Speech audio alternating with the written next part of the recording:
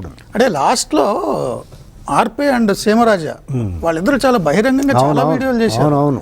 So చాలా threat వచ్చిందని నాకు వచ్చేది ఇప్పుడు ఇంటి తలుపులు కొట్టడాలు అంటే కొంచెం భయంగా అనిపించింది విజయన్న.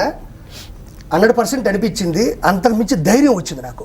ఎందుకంటే నా వెనక వెంకటేశ్వర ఉంటాడు, నా వెనక టీడీపీ ఉంది, మీలాంటి బలమైన వ్యక్తులు ఉన్నారు.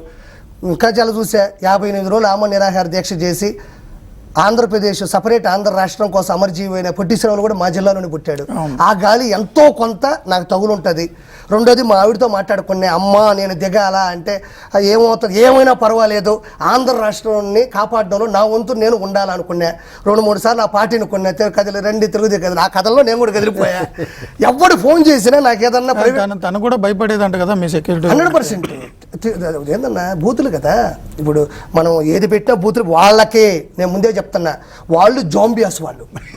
వాళ్ళకి అమ్మ చెల్లి తల్లి ఢిల్లీ అంటూ తేడా ఉండదు. వాళ్ళకి తేడా ఉండదు. ఇప్పుడు మేము ఒక ఉదాహరణ చెప్తా. మొన్న ఢిల్లీకి వెళ్తా ఉన్నాం.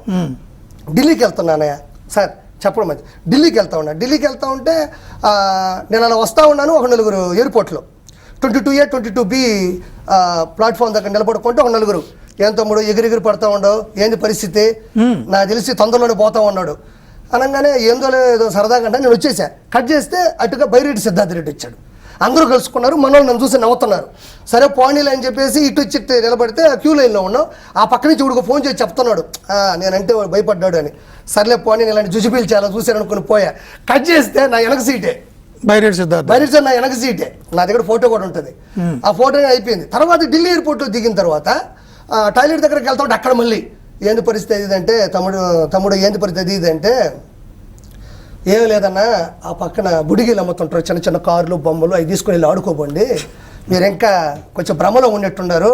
164 సీట్లు వచ్చినాయి, 11 సీట్లు వచ్చినాయి, ప్రతిపక్ష హోదా కూడా లేదు మీకు, మీ నాయకుడు కూడా తాడేపల్లి ప్యాలెస్ నుంచి కూడా బయటికి రావట్లేదు, తాట తీస్తానని చెప్పిన. ఏందబ్బా ఇది అనుకుంటే వెళ్ళిపోయినారు వాళ్ళు. అంటే వాళ్ళకి ఇంకా ఢిల్లీ ఎయిర్పోర్ట్, శంషాబాద్ ఎయిర్పోర్ట్ 2 ఎయిర్పోర్ట్లో టార్గెట్ చేశారు.